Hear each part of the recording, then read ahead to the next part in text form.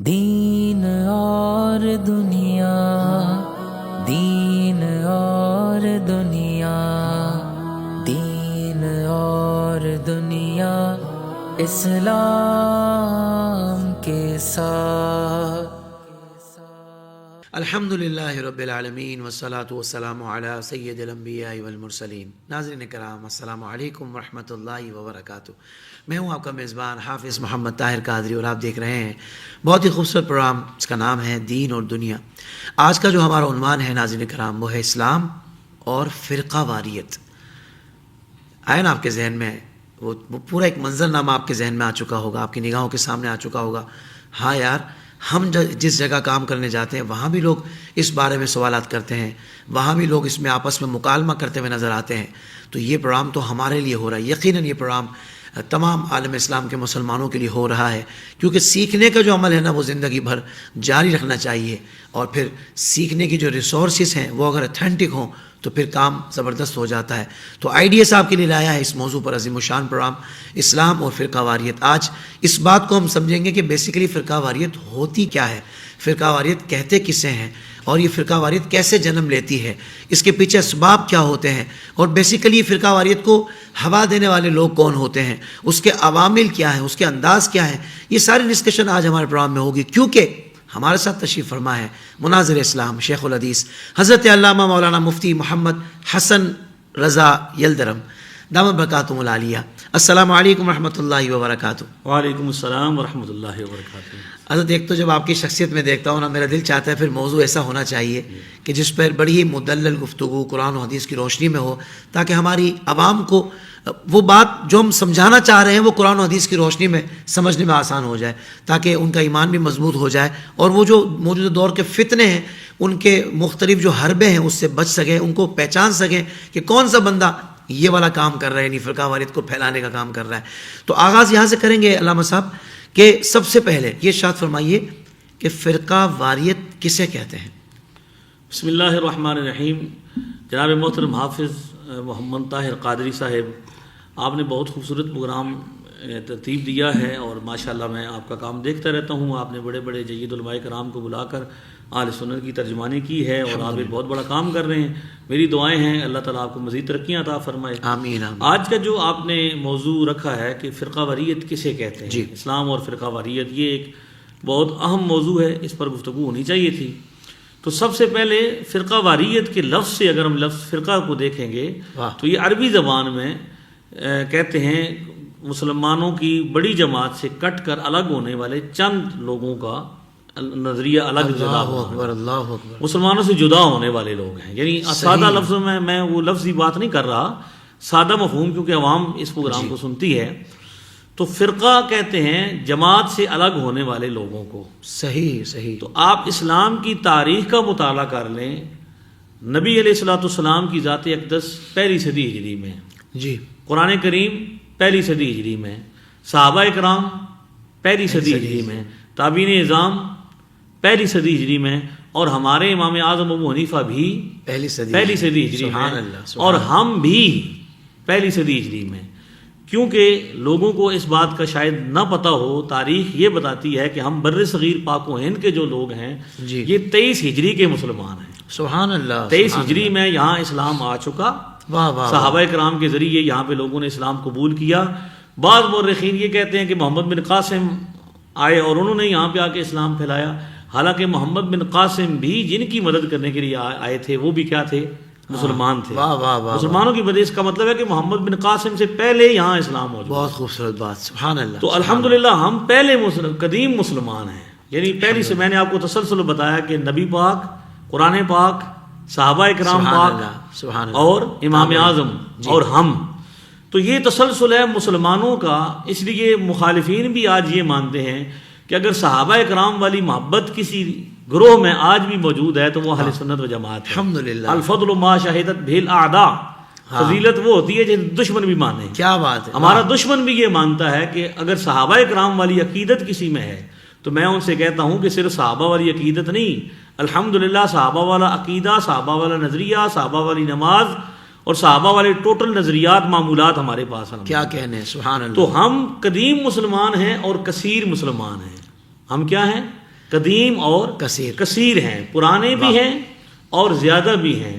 آپ بر صغیر پاک و ہند کا جائزہ لے لیں، آپ عرب کا جائزہ لیں، آپ یورپ کا جائزہ لیں، تاریخ اسلام کو اٹھائیں، سب سے پہلے مسلمانوں سے جدا ہونے والا گروہ کون سا آپ کو تاریخ بتائے گی۔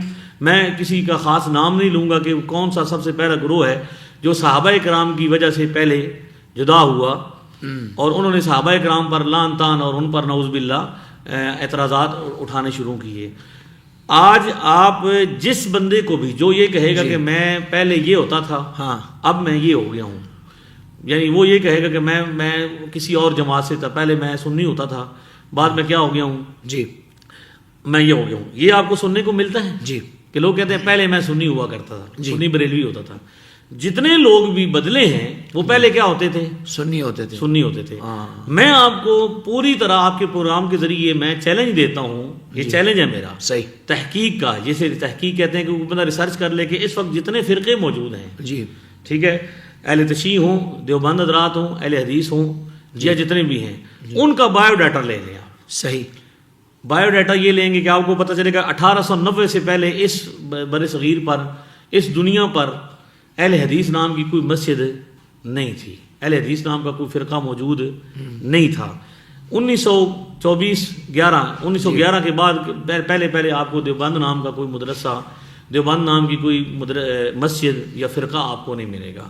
یہ سب ہم میں سے نکلے ہوئے لوگ ہیں۔ صحیح۔ آپ کسی کو بھی پوچھیں گے کہ آپ پہلے کیا ہوا کرتے تھے، وہ آپ کو بتائے گا کہ میں نہیں۔ اگر کوئی زیادہ بھی پیچھے لے جائے تو دادا تک چلا جائے گا، کہ ساڑھے دادا جی سنی ہوندے سن 80 فرقے ہو گئے، بدل گئے، سمجھ۔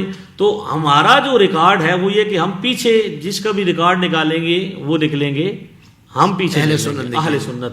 اس کا مطلب یہ ہے کہ مسلمانوں کا کثیر طبقہ اہل سنت و جماعت، نبی کریم علیہ الصلوۃ والسلام کی سنت کی روشنی میں قرآن کو سمجھنے والے اور صحابہ کرام کے طریقے پر عمل کرنے والے لوگ ہم ہیں، جنہوں نے یہاں پہ جن کی تعداد الحمدللہ آج بھی زیادہ ہے اور قیامت تک زیادہ رہے گی، کیونکہ حضور علیہ الصلوۃ والسلام کا یہ معجزہ ہے کہ آپ آخری نبی ہیں۔ بے شک۔ تو آقا علیہ الصلوۃ والسلام نے جب فرمایا ان امتی لا تجتمع علی ضلالۃ، میری امت کبھی بھی گمراہی پر جمع نہیں ہوگی، فَإِذَا رَأَيْتُمْ اخْتِلَافًا فَعَلَيْكُمْ بِالسَّوَادِ الْأَعْظَمِ، جب تم یہ دیکھو کہ اختلاف ہو رہا ہے تو مسلمانوں کی سب سے بڑی جماعت کو فالو کرنا ہے۔ سبحان اللہ۔ اسی طرح ید اللہ علی الجماع، اللہ تعالیٰ کی حمایت جماعت کے ساتھ ہے۔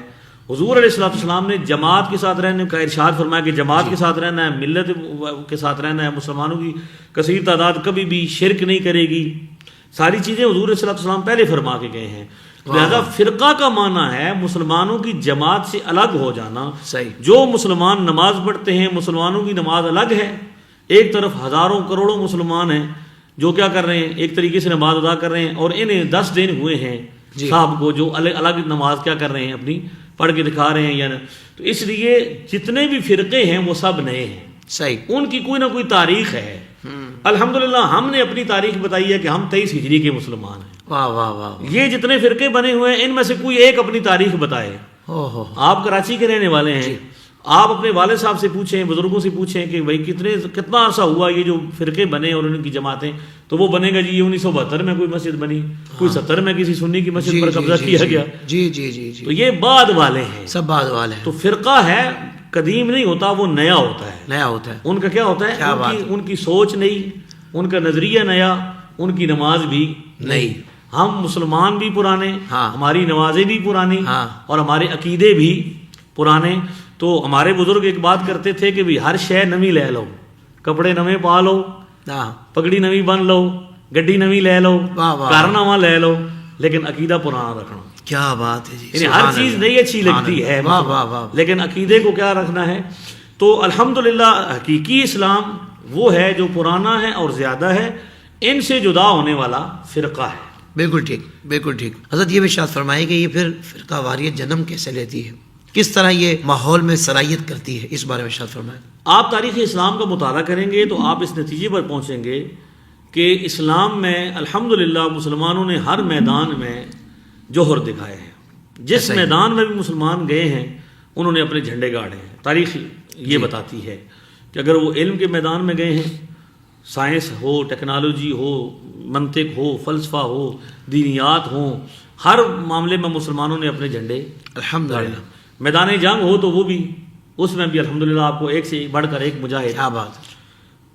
اب جب دشمنان اسلام کا سامنا مسلمانوں کی مجاہدین سے ہوا جی تو ظاہر ہے جب کوئی کسی بھی قوم کی آپس میں جنگ ہوتی ہے تو جو ہارنے والی قوم ہے وہ جائزہ لیتی ہے کہ کون سی ایسی کمزوری ہے جو ہم میں ہے اور دوسروں میں ہمارے مد مقابل میں نہیں ہے اور وہ ہر وقت فاتح ہوتے ہیں. تو جب مسلمانوں کو ہر میدان میں اللہ تعالیٰ نے فتح دی اور کسی بھی میدان میں یہ زیر نہ کر چکے تو پھر دشمنان اسلام نے کیا کیا؟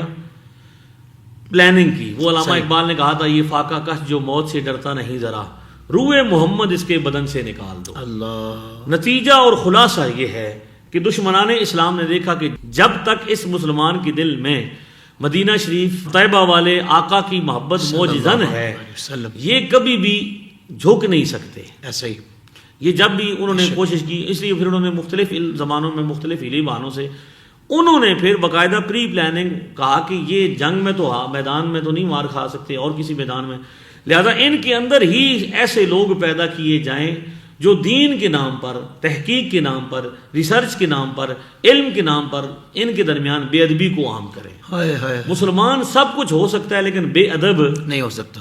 اس لیے میں اکثر آپ صاحب یہ بات کرتا ہوں کہ جتنے بھی فرقے ہیں نا یہ کیا ہیں؟ یہ سب الحاد کا پہلا دروازہ ثابت ہوتے ہیں. جی جی جی. منکرین کے مختلف گروہ ہیں آج بھی آپ جی ہاں جی ہاں پہلا دروازہ بالکل ٹھیک. پہلے کچھ چھوٹا سا وہ انکار کرتے ہیں چلو ہم جی فقہ نہیں مانتے جی. کچھ عرصہ پہلے کیا تھے ہم یہ مسئلہ نہیں مانتے جی.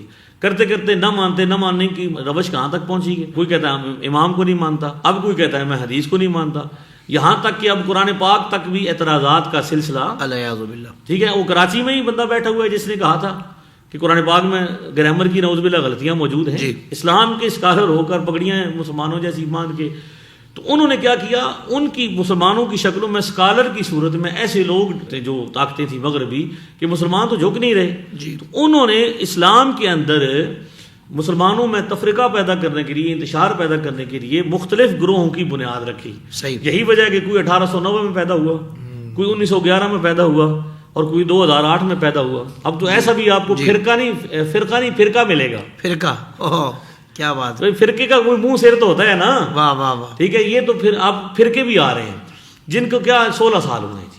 آپ کب سے پیدا ہوئے ہیں؟ اللہ ہے جی. ہم وہ کہتے ہیں 16 سے 14 1200 سال کا جو نظام ہے میں نے چیلنج کر دیا. میں نے کہا کمال ہو گیا بھائی، اسلام آئے 1400 سال پہلے اور اسلام کو صحیح سمجھنے والا آئے 2008 میں، تو لیٹ نہیں ہو گئے؟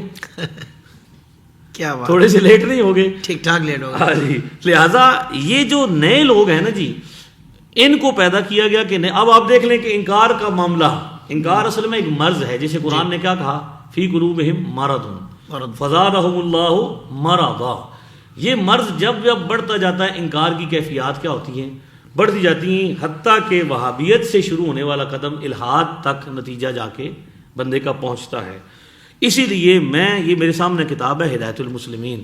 ہمارے علاقے کے بہت بڑے بزرگ حضرت میاں محمد بخش رحمۃ اللہ علیہ، محدث آپ کشمیر ہیں، بہت بڑے عالم تھے اپنے زمانے میں. انہوں نے ایک کتاب لکھی ہدایت المسلمین.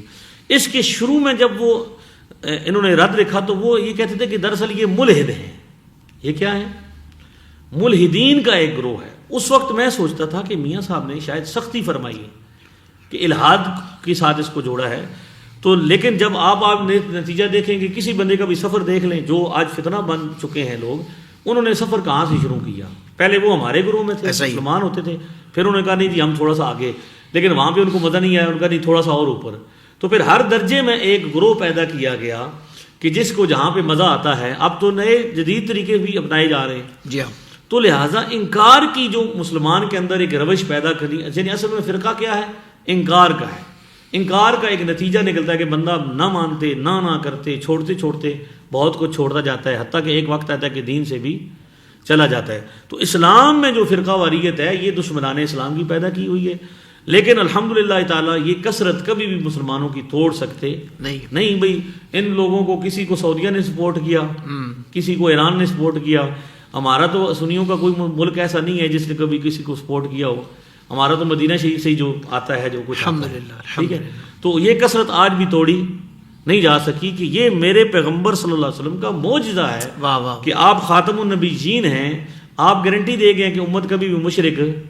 کبھی آپ نے غور فرمایا کہ ہمارے سارے معاملات کو وہ شرک کہتے ہیں، جی ہمیں وہ کیا کہتے ہیں، جی مشرکین کہتے ہیں، لیکن ہمارے پیچھے نمازیں بھی ہو جاتی ہیں. ان کی ہو جاتی ہیں، ہم ان کے پیچھے نہیں پڑھتے جہاں بھی جائیں، لیکن وہ ہمارے پیچھے پڑھتے ہیں. اس کا مطلب یہ ہے کہ وہ جو ہم پر فتویٰ لگاتے ہیں خود بھی اس پر مطمئن وہ نہیں ہے عملی طور پر. جی ان کو پتہ ہے کہ ہم نے الزام لگایا ہے مگر وہ ثابت کبھی نہیں ہو سکتا، وہ نہیں شرک کا.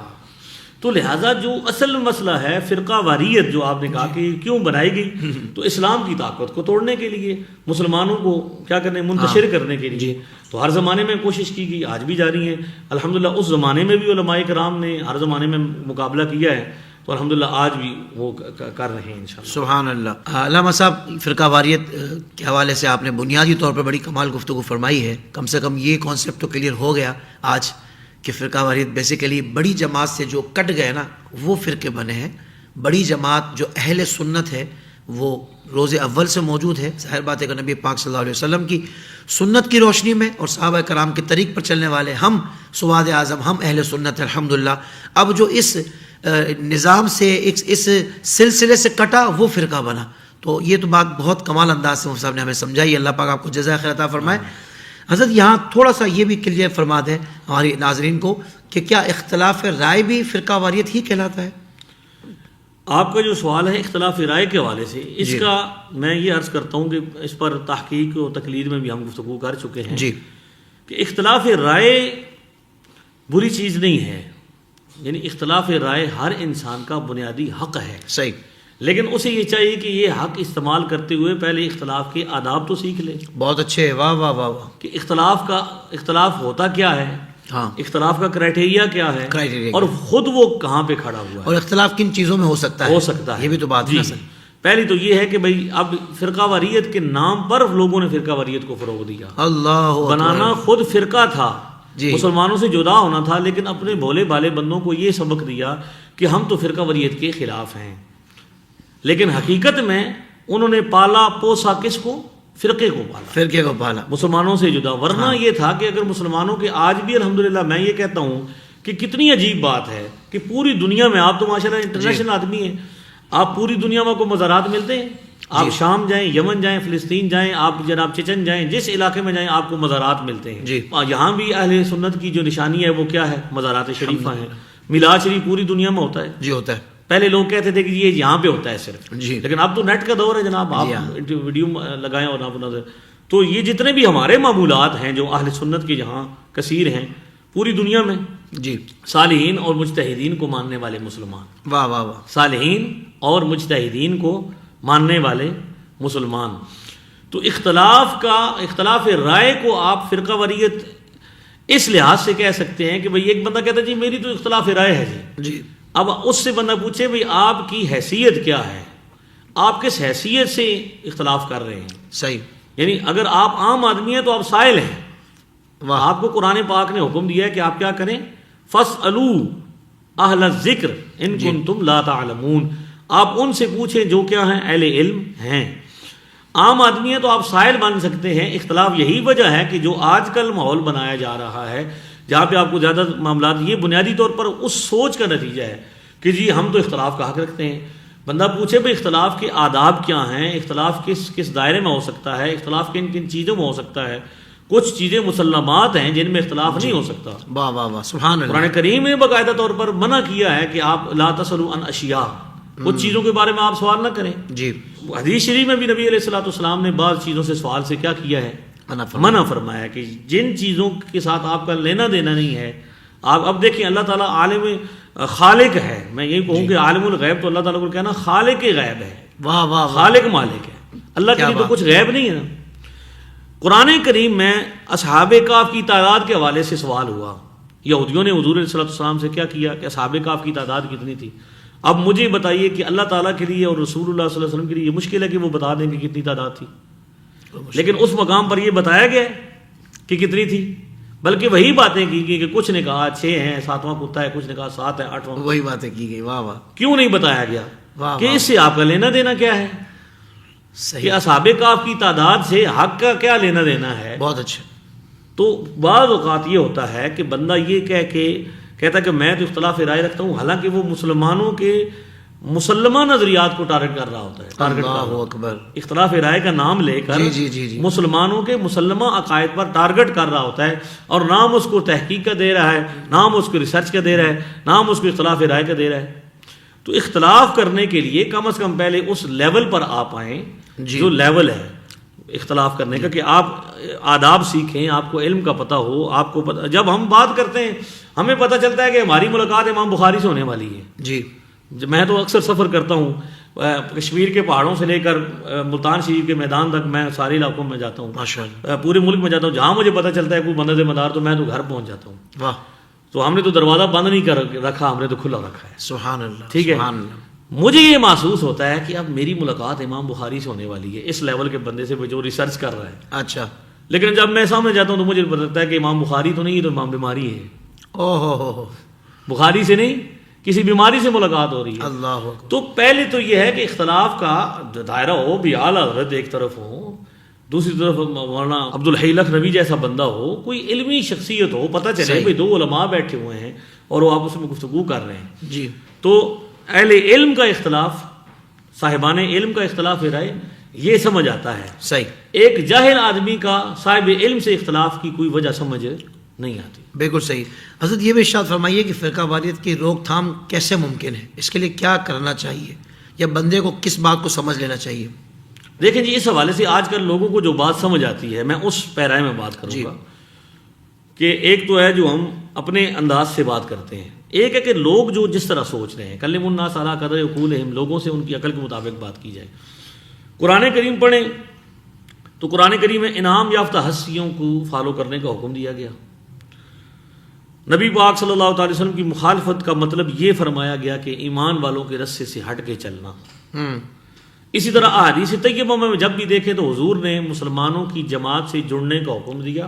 اب دیکھیں نا, جو آیت جو پڑھی جاتی ہے وَاعْتَصِمُوا بِحَبْلِ اللَّهِ جَمِيعًا وَلَا تَفَرَّقُوا, اس سے پہلے کیا ہے, یا ایھا الذین آمنوا.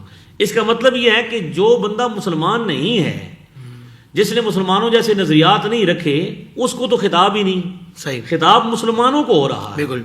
کہ آپ نے کیا کرنا ہے, متحد رہنا ہے, متفرق نہیں ہونا, فرقہ نہیں ہونا, بلکہ کیا کرنا ہے, جڑ کے رہنا ہے.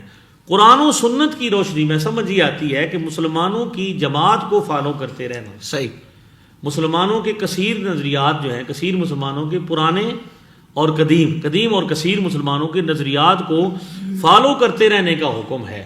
تو فرقہ وریت کا مطلب یہ ہے کہ جو سب مان رہے ہیں, جو شروع سے چلا آ رہا ہے نظریہ, اس کو ایکسیپٹ کیا جائے, اس کے پیچھے چلا جائے, نہ کہ مسلمانوں کی اجماعی جو آراء ہیں, جو متفقہ چیزیں, ان کو چھوڑ کر, یعنی ایک طرف کروڑوں مسلمان ہیں وہ یہ مانتے ہیں کہ اللہ تعالیٰ نے انبیاء کو حیات عطا فرمائی, زندگی عطا فرمائی, جی.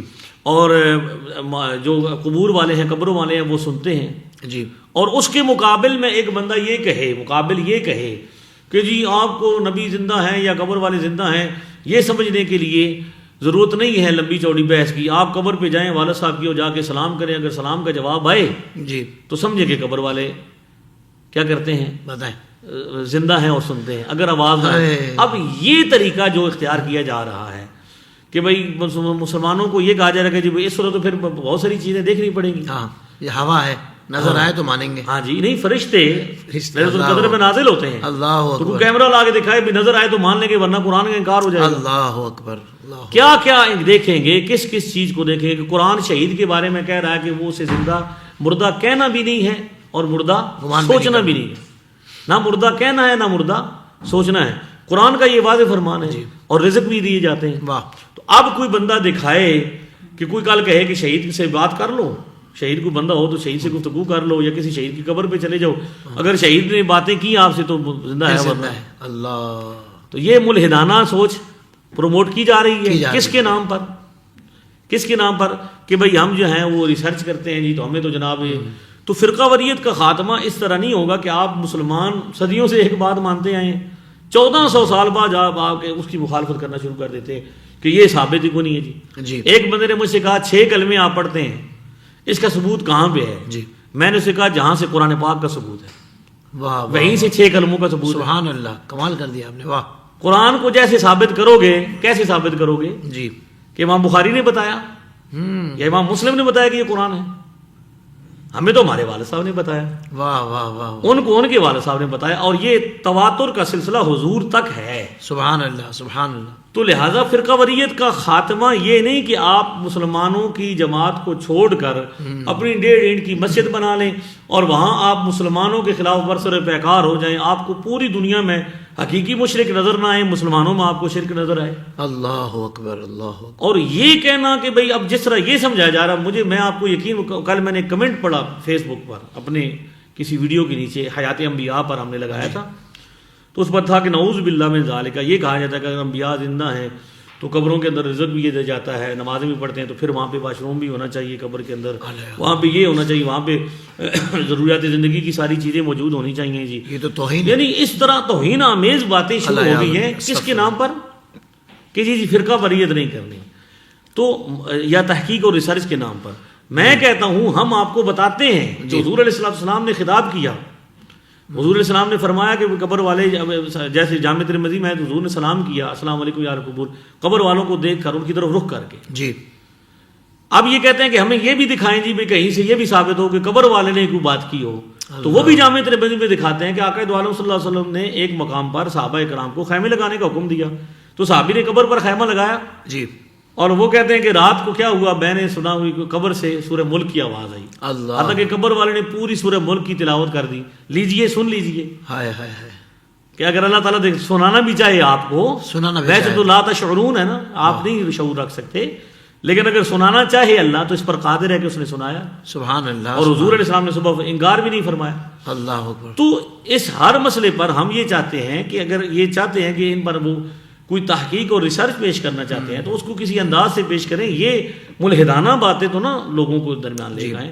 لہذا فرقہ واریت کا خاتمہ نبی پاک کے فرمان کی روشنی میں، قرآن کی روشنی میں مسلمانوں کی بڑی جماعت کے ساتھ رہنا ہے، سبحان اللہ، مسلمانوں کے نظریات کو اپنانا، ان کے ساتھ چلتے رہنا، ان سے جدا نہ ہونا، یہ اصل حل ہے۔ سبحان اللہ سبحان اللہ۔ اچھا حضرت، عام بندہ یہ جاننا چاہتا ہے، ظاہر بات ہے وہ مختلف لوگوں کی باتیں سوشل میڈیا پہ سن رہا ہوتا ہے، کوئی کیا منجن بیچ رہا ہے، کوئی کیا بات کر رہا ہے، اور ظاہر بات اہل حق کی بات کر رہے ہوتے ہیں۔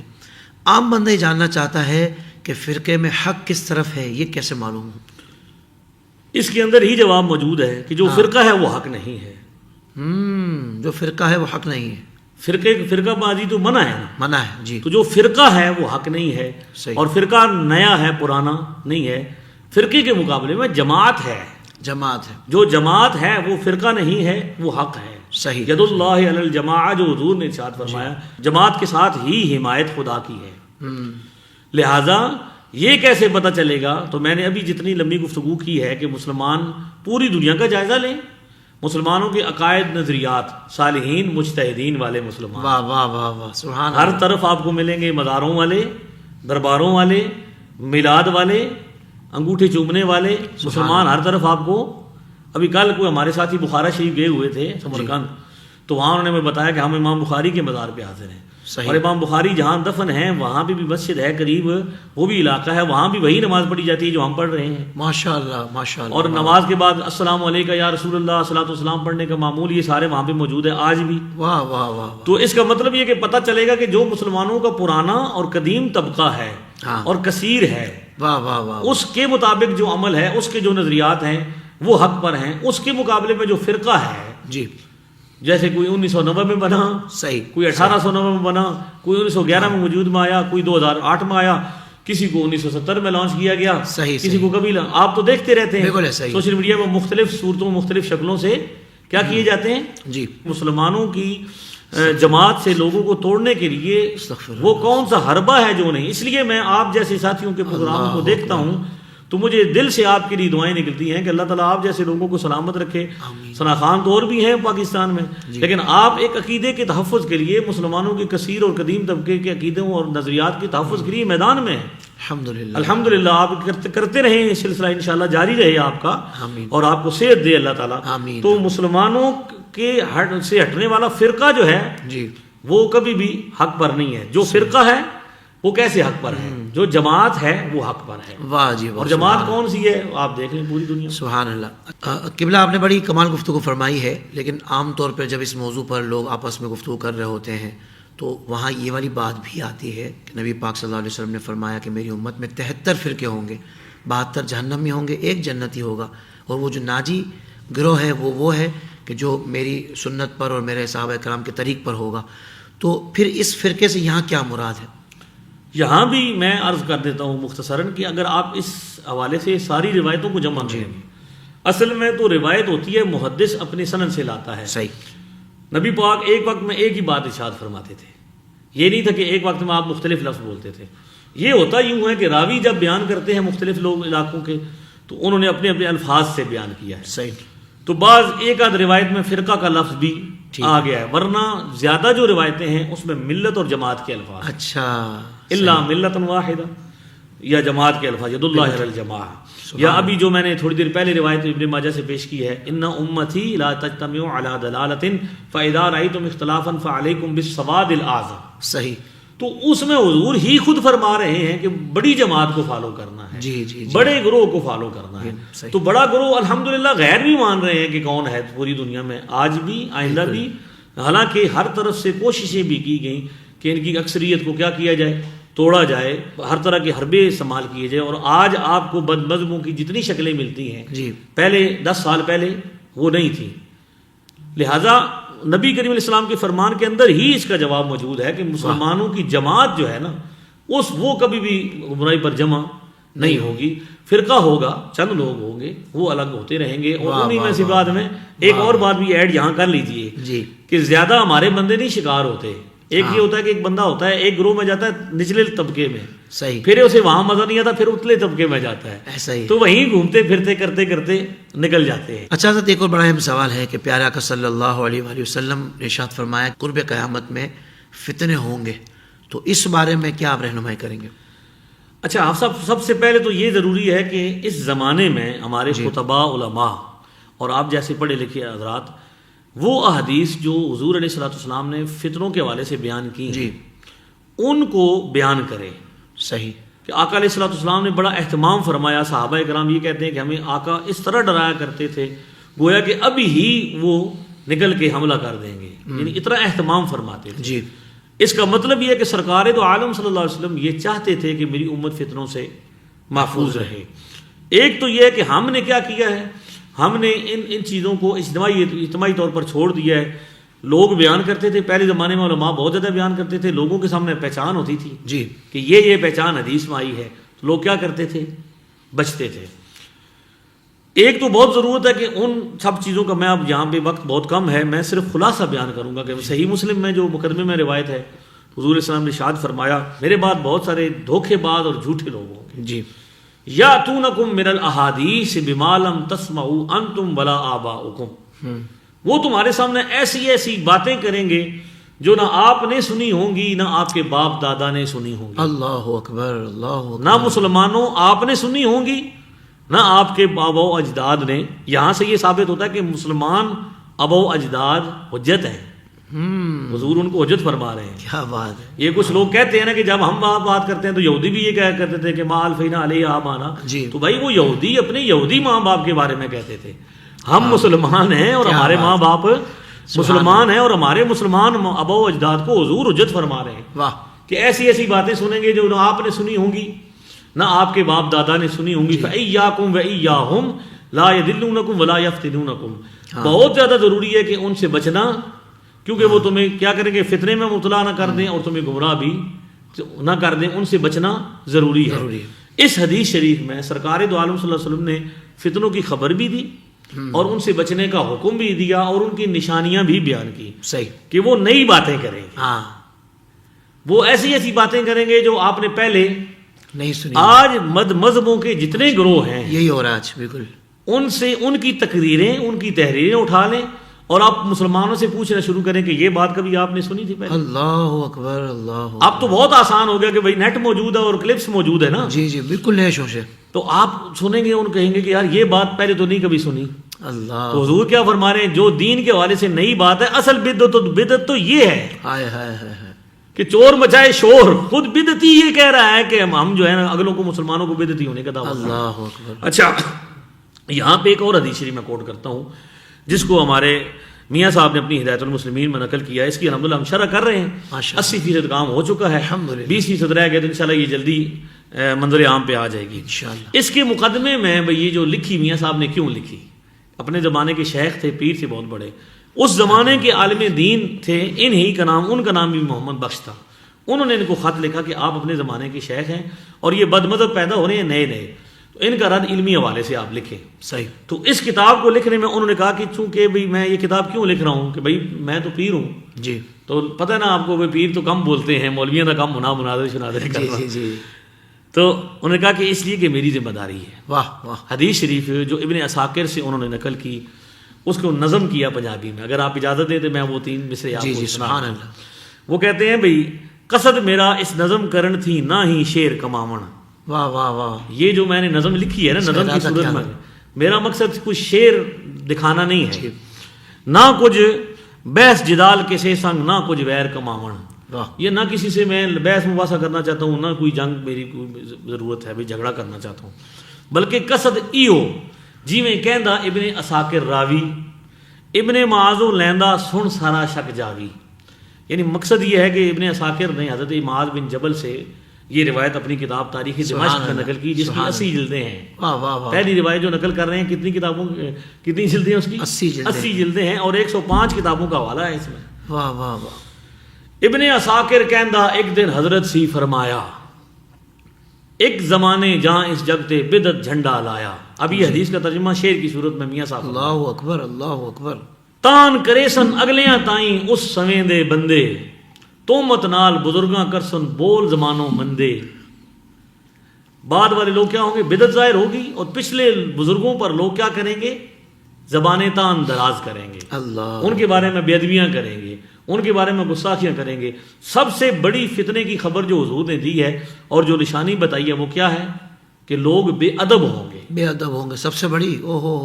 یعنی یہ بات اس میں جو مسلم سے اگر اس کو ملائیں آپ, تو نہ تم نے سنی نہ تمہارے باپ دادا نے سنی, نہ ہم بے ادب نہ ہمارے باپ دادا بے ادب. یہ بے ادب آج پیدا ہوئے ہیں اور یہ بے ادبی کر رہے ہیں. اور یہاں پہ دیکھیں حضور فرما رہے ہیں کہ کیا کریں گے, بزرگوں پر کیا کریں گے, تان کرے سن اگلیاں تائیں اس سمیں دے بندے, تومت نال بزرگاں کرسن بول زمانوں مندے.